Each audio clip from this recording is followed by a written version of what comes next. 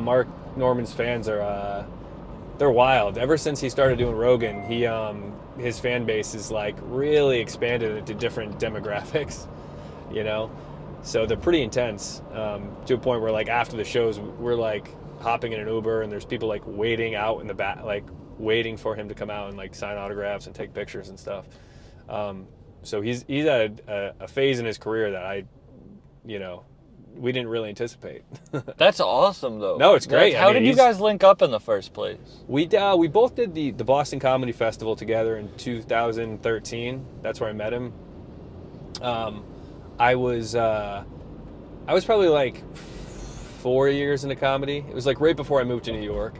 So like, you know, I had like a, 10, 15 minutes, and you know, he was like already had one Conan under his belt, and he was in the same, contestival, if you will, that I was in. So I didn't make it past the first preliminary round, but he made it to the finals, and I went to the finals to go hang out. And it was like the Somerville Theater or something like that in outside Boston. And the guy that ran the festival was like, hey, one of the finalists, this guy Mark Norman, is going to be showing up soon. Can you just like go get him at the entrance and bring him back to the green room? And I was like, sure. So he showed up, and I knew what he looked like. He didn't know what I looked like at the time. And I was just like, hey, Mark. And he's like, ha, ha, ha, ha, ha. And I'm like, hey, I'm Doug. I'm bringing you back to the green room. He's like, hey, Doug, big fan. Did his whole thing. He hasn't changed in, 12 years. It's pretty fascinating. But yeah, that's when we first met. And then I moved to the city and then started doing the road with him, because I had a car. He didn't have a car in the city. So, he'd text me to do like all these one-nighters in like Connecticut or New Jersey or wherever. And pretty much anytime he was doing a club in like the Northeast, like Comedy Connection or Boston or Connecticut, he would have me feature for him. But I will say that he does use a lot of like younger comics. He does a lot for new comics for sure. Yeah, but you have the special coming out as the like Mark Norman Presents. Yes, it's funny because he actually kind of pitched the idea to me. We were talking in the car one time about YouTube analytics, and like I have no idea how YouTube works. That's one thing I regret, is like not really learning how, because it's like skyrocketed people's careers, and I just haven't like really delved into it. And I was like, so every video you post, like, can you see how much revenue it generates? Like how, like, and he's like, oh yeah, there's a whole analytics page that you can see how much it, the reach it had, how much money it makes. And he's like, for example, if I put your special on my YouTube, I could see how well it does. And I was like, kind of had this internal thing of like, that's crazy. That'd be weird if you did that. And I like took a few days to think about it, and I finally texted him. I'm like, hey, remember when you brought up that idea of putting my special on your YouTube? I was like, what are the odds you would do that? And he just responds, let's do it. And so I've been working with his tech person to get that going, and it's going to be premiering tomorrow night. That's so smart too. I don't get, comedians were so cutthroat for so long that they didn't want, like, I feel like they didn't want to help. Like there weren't like gangs of comedians. But now it really like it helps. Like if comedians have other comedian friends, you're not going to be able to create enough content to fill someone's time.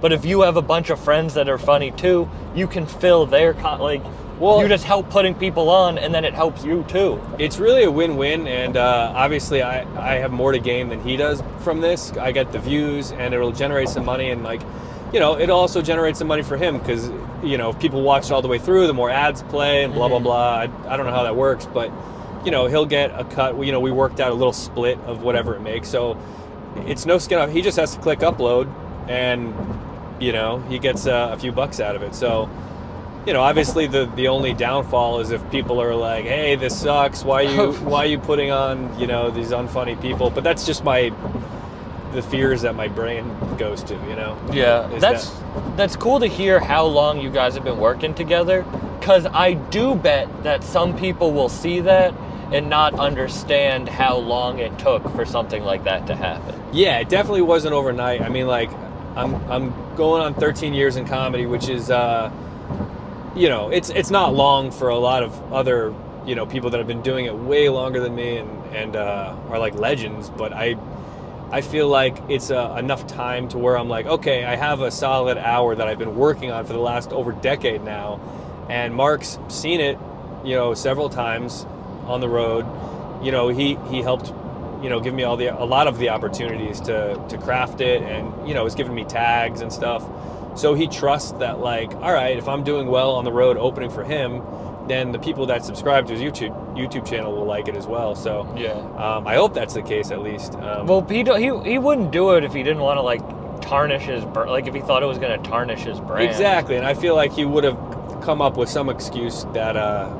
See, you're coming up with the excuses to I try know. to be like, how could this happen? But it's because you put a lot of time and you put a lot of effort and you put a lot of work in, which at the end of the day is the only way to get to success.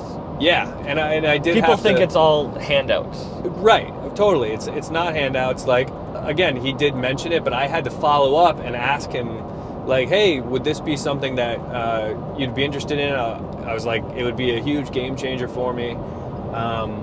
And so it definitely isn't something where I'm just like having all these opportunities thrown at me. Like, I actually have to put in the work. I have to consistently do well in front of him. But aside from that, like, I definitely am excited for what it's going to bring in the future, and I could start headlining more clubs on my own. And Oh yeah, to be able to reach out to people with that under your belt, you'd be able to get really. yeah, Like, it's something that will help your career for forever. right. You know? And I'm glad it's under his, because like Comedy Central or Netflix, it's like those are all amazing opportunities for comics, in the past or even now. But not really now. But not really. Like, there's not, like, having a well-respected comic say, like, hey, I believe in this guy, I think he's funny, you're going to like him, means more to me than, like, a room full of Comedy Central executives in suits being like, oh, he's next in line because of XYZ. There's no mainstream anymore. No, there is nothing. The There's no- mainstream is like Norman, Gillis, Rogan created the mainstream, and that's the opposite of mainstream. Like, that's how it was created. Yeah, there's still like a hierarchy in that sense, but you just have to kind of be okay with wherever you are right now and just know that there's always room to grow. Like, no matter where you are in your career, if you're at the bottom or the top, like, you're always going to fall asleep at night being like, shit, I gotta do more. Yeah. There's never like a point where you are like completely content. And I think if you are, then you get complacent and your career kind of comes to a little halt.